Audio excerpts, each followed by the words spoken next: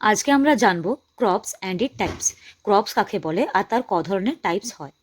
তো ক্রপ কাকে বলে প্রথমে আমরা জানবো।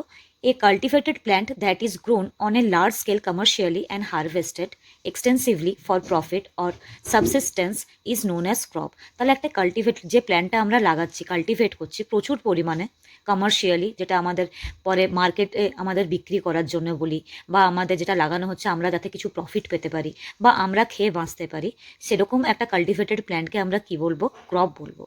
ক্রপের কটি ধরন আছে। নাম্বার ওয়ানে এবার আসছি ফুড ক্রপে। ফুড ক্রপ কাকে বলে? ফুড ক্রপ হচ্ছে this crops R harvested and eaten for daily use such as fruits, vegetables, nuts, spices and Greens.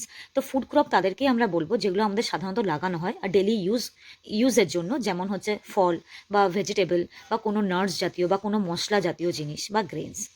Industrial crops কাকে বলে? This crops are used for commercial purpose such as cotton, sugarcane, tobacco, groundnut, castor, gingelly and tapioca.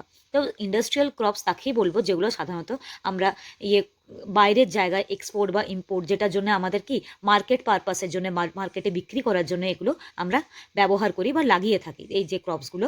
তো এগুলোকে আমাদের বলা হচ্ছে industrial crops.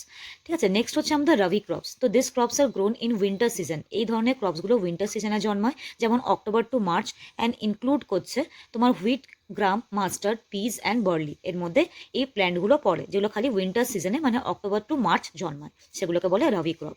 Next হচ্ছে খরিফ crop. তো এই ক্রপসগুলো, this crops are grown in rainy season from June to September এটা জন্মায়, অ্যান্ড ইনক্লুড করছে paddy, beans, sugar cane and cotton. তো খরিফ ক্রপ সাধারণত আমাদের রেনি সিজনে দেখতে পাওয়া যায়, যেমন জুন থেকে সেপ্টেম্বর অবধি। তার মধ্যে পড়ছে প্যাডি, বিনস, সুগার কেন আর কটন।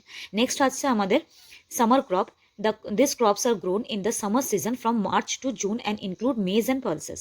তো এই ধরনের ক্রপসগুলো সাধারণত আমাদের সামার সিজনে জন্মায়, মার্চ থেকে জুন, আর ইনক্লুড করছে যেমন মেজ আর পালসেস। Thank you.